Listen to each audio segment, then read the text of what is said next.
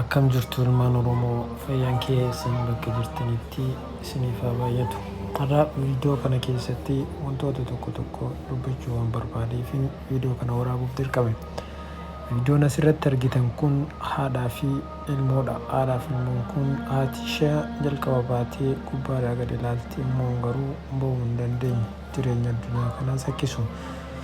Wantoonni addunyaa kana irratti arginu hundisaa yeroodhaa gara yerootti yaalameeti malee yeroo tokko wanni ta'e tokko hin jiru. Teknooloojiin wantoonni garaagaraa qorichoonni garaagaraa addunyaan kun yeroo kanatti fayyadamtu si'a 99 yaalamanii dhibbarraa kan milkaa'anidha. Baay'een isaanii. Kanaaf jireenya keenya keessatti kamiyyuu yaaluun nurraa eegamaadha. Akkuma ilmoo kana argitanii ilmoon kun yeroo baay'eedhaaf yaalaa turte. Yaaliinis jalaa fashalaa yeroodhaa gara yerootti dhufe.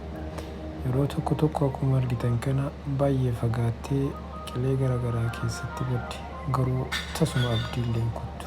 Bakkuma jiddeetti kaatee achumaatiin yaalii isiitti deebiti.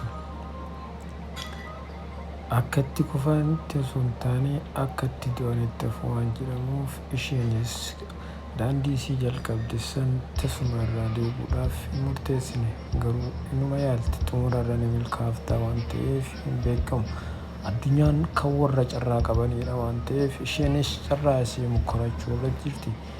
Kanaaf jireenya kee keessatti wanti kamuu si mudannaan naaf milkaa'u jettee tasuma abdii hin kutatin. Siif milkaa'uudhaaf guyyaa eega waan ta'eef ati garuu carraaqqii kan kee yookiin karooraaf kaayyoo kan kee ittuma fufi.